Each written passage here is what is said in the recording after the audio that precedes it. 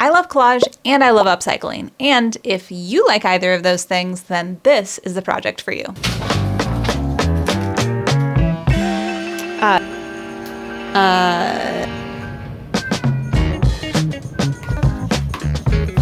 Oh, I've never shaken well. Oh no, I'm supposed to shake this thing. So I have a bunch of these empty books. I used the books for my collages. I got to a point where I had ripped out almost all of the photos and anything that I wanted to use, and I've been holding on to these. I'm the trash man. I come out, I throw trash. Welcome back to my studio. I'm Jess. What I was really thinking was, how cool would it be if I collaged on top of one of these? I could turn my notebook into like this fun collage cover. Yeah, it might not like look super nice, and also I don't know how it's gonna turn out, so this is gonna be a fun experiment. We're gonna see, we're gonna learn as we go. I have covered a book before, so I know the concept. Someone in the comments actually mentioned that they like to watch YouTubers to get inspiration, and I so resonated with that because I absolutely do that too. And there's this one YouTuber that I like to watch. They don't do collage. They're more of a illustrator, painter, but I love their work. And I just love that they like work with other artists and make these cool videos where they do like art battles. I'll link them below. The name of the artist is 1000. Yeah, I watched a video where they did this big wall collage, essentially. He didn't call it a collage, he called it something else. I can't remember what the name of it was, but all I could think the whole time was giant collage. And I thought, oh my God, that'd be so cool to do on my wall back here, which someday maybe. But to start off, I should try this on a smaller scale. And then what do I have that's on a smaller scale that actually might be useful? Because I don't want to just make a thing that I'm never going to like or use. I thought I could do it on one of these books that I have, like this one. Anyway, the point is, I need to test this idea out. I think it would be fun. I want to try to make some sort of sick, dope, cool. These are all words I use in my daily life. I want to make a really neat... Yeah, neat's probably more my steep speed. I want to make a neat book cover that's like all collagey, and maybe just use a single source magazine just to kind of make this more of a challenge, make it more fun for myself, and also make it more of a reasonable project if you only have one type of magazine or something. I think what I'm aiming for here is a cool graphic feeling, maybe a little artsy, but also grungy vibe. I want it to kind of feel lived in, and I don't want it to feel pristine or even too well composed.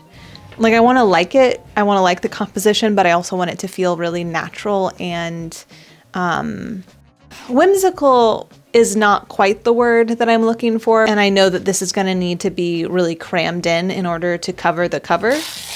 And I don't have like really big swaths of paper that I could use or images in this magazine. So I'm using Photographic Magazine for this, and something that I really like about it is all of the images, obviously. They're very artistic, and for that reason, because they're so artistic, I don't want to use any of them sort of on their own because I want to make this my own. I feel like it will just look like I'm pasting someone else's work on top of a book, which is like also not a bad thing if that's what you kind of want to do and it's your notebook, like do whatever you want. But yeah, I want this to feel like a funky thing that only I have and that I made. So I'm totally fine with it being a bit messy, maybe a bit torn up. I'm not sure. I think the vibes need to be a bit grunge. I think that will also make me use it more, right? Like, I have a tendency that when I like make something a little too pretty, a little too perfect, I am anxious to use it. I need to make it as unprecious as possible and as grungy as possible. Oh, hey, Editing Jess here to say that thing that I'm doing, I actually learned from that 1000 video. Basically, in order to try to alleviate some of the bubbling, he poked holes in the big swaths of paper. I thought I'd try it here and see what happened. It's certainly not that big of a space, so maybe this wasn't necessary. I still had bubbling, but I ended up being like fine with it. Again, going back to that idea of not needing it to be perfect and maybe using it more if it wasn't something that was too nice.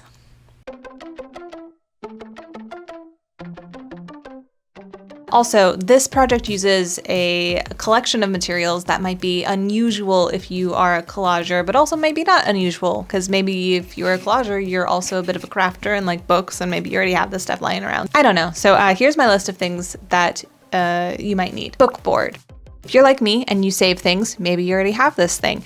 If you don't, you can buy book board and you can do the same project, but there's more steps to it, so I don't recommend it. If you are a collager and you have a book handy, you could still pull out the book block. You don't actually have to leave the cover on it if you're okay with that. You will also need PVA glue. I am using this neutral pH adhesive from Linco. I'm not sure how you say that. It's basically a wetter sort of glue, so not like a glue stick. I think that this kind of glue will just work better on the book board, especially the one that I'm working with today. I don't know what it's made of. It could be made of book cloth, but it feels slicker, so I just think that this will work better than my usual stick glue. Who knows? You could probably try it without this kind of glue and just see what happens, but I'm gonna go ahead and go with this because I think it will work. Editing Jess here again. I forgot to mention a couple other things that I'm using. I have an old paintbrush that I don't really care about, and I'm using that to spread the glue around. Of course, I also use scissors, and toward the end of this project, I use some paint markers just to grunge it up a little bit more. Because this is a magazine from the 70s, there's not a ton of color photography, so I tried to pull as many of those pieces as possible. There's lots of, how do I put it? Tasteful nudes. Very well done, very well composed. I don't want to use any of those on this cover. I don't want to feel weird if I'm out in public with it. I don't know, guys.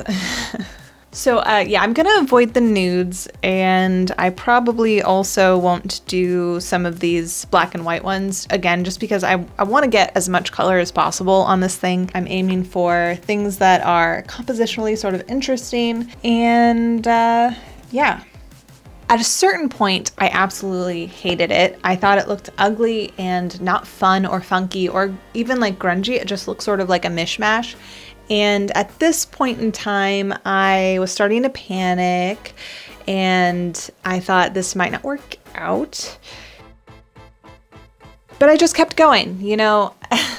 I think when in doubt, just keep going. Even if you have to like pull more pieces and cover up something, you'll never know that you didn't like it until you tried it. And once you realize you don't like it, you can fix it. It's not a big deal. It just takes some time and more layers. And when you think you have enough layers, maybe do more layers. If you're not liking it, just what'll it hurt? The thing about collage that I think is so interesting is that it is a medium that invites you to make use of something that already exists. Even with like markers and pencils and pens and paints, these are all things that have to be created in order for the artist to use. Whereas collage is oftentimes built with materials that were not necessarily primarily made for an artist to use. I know that there are collage books that you can like pick up off Amazon that have these sort of like pre-made elements that you can cut out and paste, but I personally enjoy making collages that come from materials that were not purpose made for collage. They were books in their previous life, they were magazines, they were letters or posters or graphic materials. You know, collages, I think, are so cool because they had a life before the art. It brings with them a story that, I don't know, makes me feel more connected to the past and more connected to what could be. I think that there's something so beautiful in creating something out of pieces of history. Does anyone else feel like kind of a connectedness whenever you use materials that are kind of old and that you know have passed through multiple hands, or maybe was like read by a teenager in the 40s? Or a lady or a man or whatever? Like, I just feel there's like this kind of connectedness, this feeling of, you know, not just people who read the materials, but who made them, who worked and created, and it's just like you feel unalone. People are people, sort of, no matter the time frame, and we have so many so many ways that we fail, but we always have an opportunity to do better. And I don't know, there's something about collage that makes me think about all of these things in a way that just sort of swirl in my noodle, and I get lost in these kinds of thoughts about who these people were and what they were thinking and how they felt. And I just think it's got a little hint of magic to it, a feeling like you're a part of something so much bigger and wider that doesn't span space but time as well. Anyway, I might be thinking too much.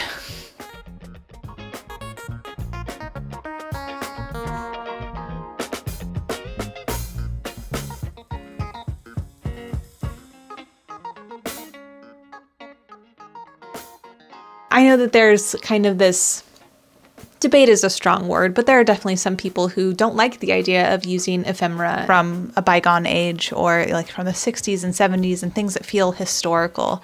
And I definitely get that. There was a sense that I had at first to save and preserve these materials, but I also think that that is a thing that someone should do. But as an artist, I feel compelled to not just preserve them, but remake them and give them sort of another use and another purpose. I think that there's a place for preservation, but I'm not the person to preserve.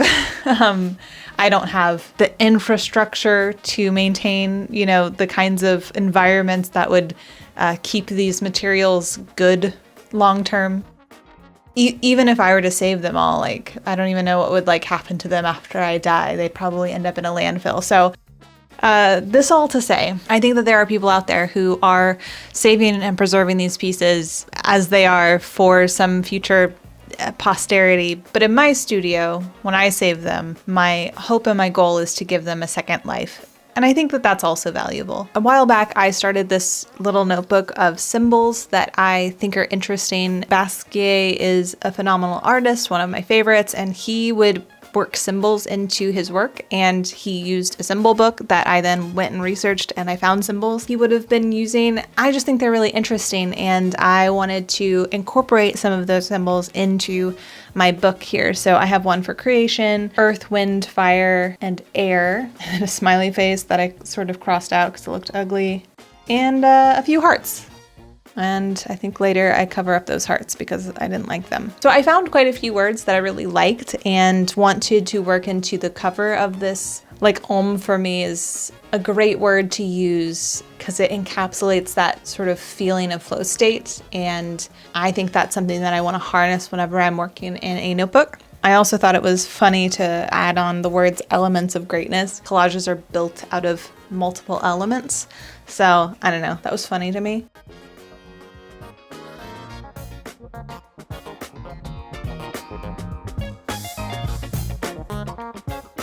Moving on to the inside of the book, I found this cool paper that has this sort of splatter to it. I just thought I'd slap that on the inside, and I left off a space to kind of leave the signature just because I think that made this book more unique. And then I remembered after I put this in that this inside page is, if you were doing a book normally, would be covered. And I didn't want that to happen because I liked it. I keep doing this. I've done this at least once before where I find a cool inside cover page and then I paste it down. And then I'm like, wait a minute, it's going to be covered if I stick this in the way that you normally would by taking the text block and sewing it together and then sticking it. So I had to come up with a new plan. So I'm not really breaking boundaries here. I'm not going way off the wall. I think that this kind of thing exists, but I had never thought to do it before. It did mean that I thought I would need to have just one small signature. That's fine though. It's a proof of concept. It's kind of me thinking through how this would work. I think that if I did this again, I would put more pages in the signature. Another thing I could do is add 2 more of these same signatures. So I could add one on the left and the right. So I would end up with 20, 40, 60 pages instead of 20. I might do that in the future. I'll kind of play with it and see how I like it. Maybe I want it to be small. I really like the feeling of finishing journals. So if I make the journal really small, I could have that feeling constantly on repeat, baby.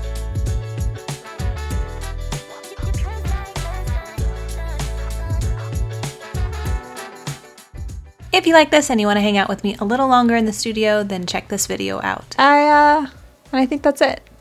Okay, bye. See ya. Bye. Bye. Have I talked enough? Could I say anything else?